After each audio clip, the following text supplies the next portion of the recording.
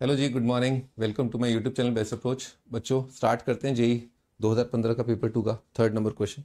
इसमें जो आंसर है वो 0 से 9 है। पढ़ना स्टार्ट कर दें। एफ दे रखा है R2R यानी कि डोमेन आर है, कोडोमेन आर है। कंटिन्यूस फंक्शन दे रखा है, continuous odd function. Odd function के बारे में आपको पता ही है कि ग्राफ सिमेट्रिक होता है अबाउट ओरिजिन, ठीक है। Which vanishes exactly at one point and one point. वहां पर कुछ डेट वेट की वजह से कुछ क्लियर नहीं है। मैं एक बार क्वेश्चन देख लेता हूँ।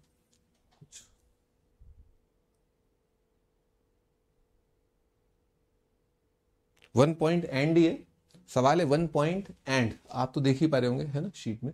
And F1 is equal to half. Suppose that integration capital F is integration -1 से x ft dt for all x -1 से 2, ठीक है, ठीक है। और gx से रखा है -1 से x t multiplied by mod of f of t, है ना। तो ऑड के अंदर ऑड का mod into t for all x -1 से 2 if limit extending to 1 f1 upon gx is equal to fx upon gx is equal to 1/14 then the find the value of f of half, ठीक है। Okay, तो ऐसा करते हैं, सीधे indeterminate form पे attack करते हैं। भाई अपन ने इंडिटर्मिनेंट फॉर्म को चेकआउट किया, तो इसमें अपन ने रखा कि कैपिटल F का value at 1 divided by capital G का वैल्यू एट 1, ठीक है। और अपन ने यहाँ पर रखा है x की जगह 1, तो -1 से 1, ठीक है, -1 से 1। बच्चों ये ऑड फंक्शन है, ऑड फंक्शन का इंटीग्रेशन -1 से 1 कितना होगा? 0 होगा, याद आ रहा है, ठीक है ना। ऑड फंक्शन का इंटीग्रेशन, तो ये इंडिटर्मिनेंट फॉर्म 0। G1 -1 से 1 बन रहा है। बच्चों ये फंक्शन क्या है? t है। बच्चों मॉड ऑफ ऑड फंक्शन कितना होता है? मॉड ऑफ ऑड फंक्शन क्या आता है? इवन आता है। t multiplied by odd, t multiplied by even कितना हो जाएगा? ऑड हो जाएगा। बच्चों ऑड के अंदर ऑड, ऑड के अंदर ऑड कितना आता है? ऑड आता है। आराम से सोच लीजिए एक बार, ठीक है, तसल्ली से। भाई जहां जहां टी है, टी की जगह -t रखा, तो f ऑफ -t कितना आएगा? यहाँ आ जाएगा f of f of t। फिर f के अंदर माइनस साइन है, वो तैर के वापस आ जाएगा, ठीक है। Mod of minus of f of t कितना हो जाएगा? Mod of f of t हो जाएगा, ठीक है। तो मॉड के अंदर कुछ भी डालो तो पॉजिटिव ही आता है, तो इवन फंक्शन है ये, ठीक है भी। तो ऑड फंक्शन का इंटीग्रेशन अगेन वही फंडा, -1 से 1 ऑड फंक्शन का इंटीग्रेशन कितना आएगा? 0 आएगा। कंटिन्यूस भी बोल रखा है उसने, तो कोई दिक्कत ही नहीं है, ठीक है। तो एल ऑपरेटर लगा देते हैं, अपन डिफ्रेंशिएट कर देते हैं, ठीक है। कर रहा है डिफ्रेंशिएशन, तो ऊपर को डिफ्रेंशिएट किया एक्स के रिस्पेक्ट में, क्या आएगा डेरिवेटिव? जहां जहां टी है, टी की जगह कितना आ जाएगा? एक्स आ जाएगा। तो इसका डेरिवेटिव साफ सीधा, -1 का डेरिवेटिव कितना आएगा? 0। तो इसको डिफ्रेंशिएट किया, जहां जहां टी है, टी की जगह एक्स आएगा, तो x multiplied by mod of F of x, ठीक है, आ जाएगा। और बच्चों ठीक है, -1 का डेरिवेटिव 0, तो ये आ गया, है ना।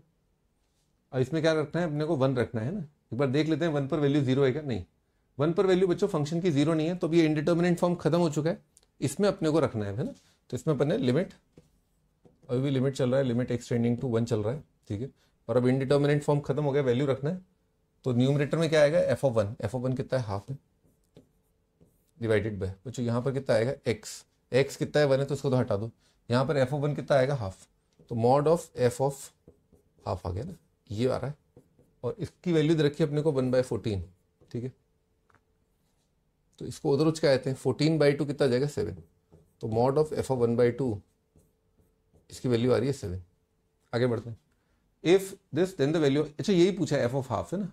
तो f ऑफ हाफ का वैल्यू बच्चों, वैसे तो आंसर जो है पॉजिटिव नेगेटिव के बारे में थोड़ा कंफ्यूजन है अभी कि 7 या -7 होगा, पर क्योंकि IIT में उस टाइम पे पॉजिटिव ही आंसर आते हैं, 0 से 9 आंसर है, तो पता ही है कि आंसर 7 होगा, ठीक है। तो इसका लॉजिक एक बार थोड़ा सा एक्सप्लोर कर लेते हैं। आइए थोड़ा लॉजिक एक्सप्लोर करते हैं।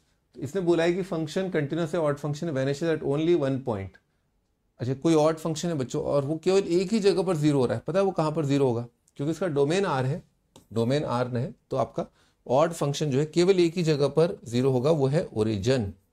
ओरिजिन ही ऐसा पॉइंट है जहां पर 0 हो सकता है, क्योंकि क्या है, आप समझो बात, f ऑफ -x कितना है? -fx है, ठीक है, ओके, ठीक है। और अपन ने इसमें x की जगह 0 रख दिया, क्योंकि 0 डोमेन में है ना। तो f ऑफ 0 कितना आ जाएगा? Minus of f of 0। अब ये f ऑफ 0 उधर ले आए, तो कितना आ जाएगा? Twice f of 0 is equal to 0। तो फंक्शन का वैल्यू 0 पर, क्योंकि 0 डोमेन में है ना भाई, 0 डोमेन में है भाई, तो f ऑफ 0 तो 0 है।